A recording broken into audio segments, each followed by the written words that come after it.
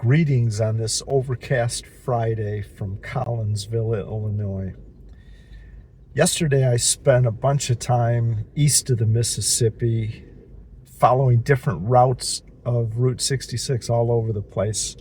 And today I crossed the Mississippi into St. Louis, and it's going to be even worse or better depending on how you look at it. Lots of different routings through St. Louis. Some people just give up and bypass it completely. I'm not only not giving up, I'm going to drive every possible piece of what was once Route 66 and figure out which one I like the best. I already have kind of an idea, but I'll save that for you later.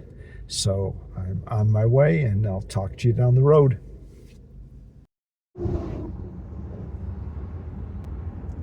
This is the McKinley Bridge crossing from Illinois into Missouri. Welcome to Missouri. Just had breakfast at Spencer's Grill. It's been here since 1947, and really good diner vibe. Not a real diner, but excellent food, excellent waitresses, and just excellent vibe altogether. Glad I stopped. I'm standing here in front of the Trainwreck Diner, the longest continuously operating tavern in St. Louis County. And it's here on the 1926 alignment of Route 66. It was owned by the same family since about 1982, and I believe it's just changed hands or it's up for sale. I'm not sure which. Unfortunately, it's not open right now, so I can't go inside, but another time I will. It's a great looking place. The Big Chief Roadhouse originally opened in 1929 right on Route 66. It was part of a massive motor court. There were apparently 62 different rooms here, and eventually it just turned into a restaurant, and the motor court no longer exists. The Red Cedar Inn was opened by brothers James and Bill Smith in 1934, and it stayed in the Smith family until it was closed in 2005 and has since become a museum, a very cool museum. I'm here at Ted Drew's in St. Louis eating something else I shouldn't be eating, which is a Big Apple.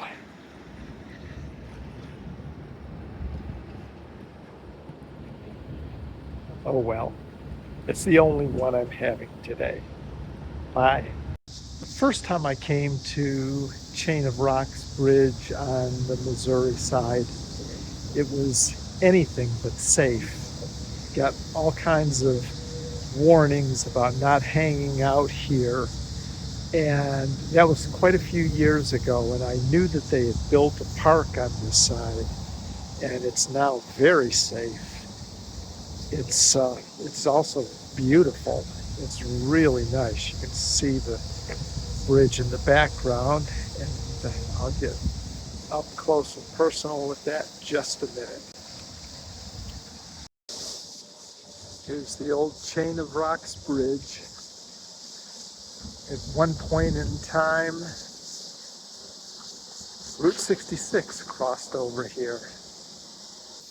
The Chain of Rocks Bridge first opened as a toll bridge in 1929 and became Route 66 in 1936. The bridge closed in 1970, shortly after I-270 opened, and it was a few decades later that it opened to foot traffic.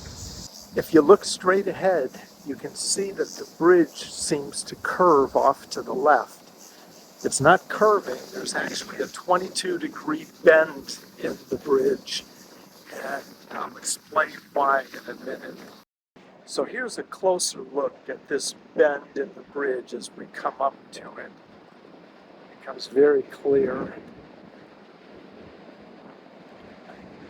So if you're coming from the Illinois side, you're making a right-hand turn on this bridge tight against the rail there. And you've got a little more room if you're coming from the Missouri side down there. We have some room to make it a little easier to stay on your side. But imagine two trucks coming from different directions and trying to meet in the middle. That must have been quite an exercise. So these are water pumping stations for getting fresh water out of the Mississippi. And they've been here since the 1890s. The reason that there's a kink in the bridge is because the chain of rocks are a series of underwater rocks that make navigation through here extremely treacherous. And to make it worse, if the bridge had been built straight across, then captains would be steering through between the pumping stations, then have to navigate around the piers in the water that are holding the bridge up. But by having the kink in the bridge, they can align those, allowing them to navigate through everything all at one time and make it much safer. So it makes the water traffic safer, makes the vehicle traffic much less safe. So I guess it's a trade-off of one versus the other. So I had intended to walk out onto the Chain of Rocks bridge from the Illinois side yesterday, but when I got there, the road was completely blocked off for some construction. I couldn't even get close enough to take a picture of the bridge from there. But I knew that I could get on from the Missouri side today, so really isn't that big a deal. It would have been nice to see it from the start on both ends, but I've been on the other side years ago, so it's not that big a deal, I guess. So here's where I'm staying tonight. I've seen the Shamrock Court sign in the daytime before the motel was open, but this is the first time I've seen the neon lit up at night. It's beautiful. It's not the only neon here either.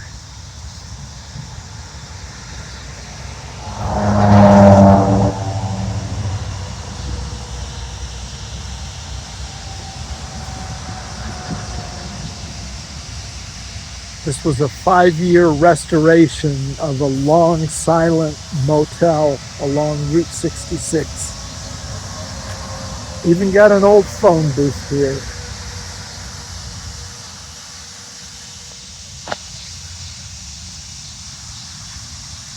Now let's go take a look at the room. Just checking into my room for the night, and this place is amazing. I'm in the neon room, and this is as cool of a room as I've ever seen before.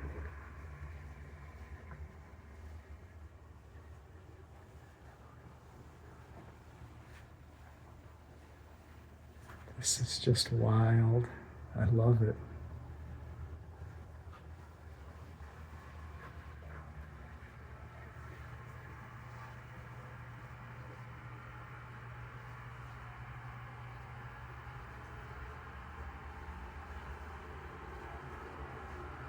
Look at this bathroom.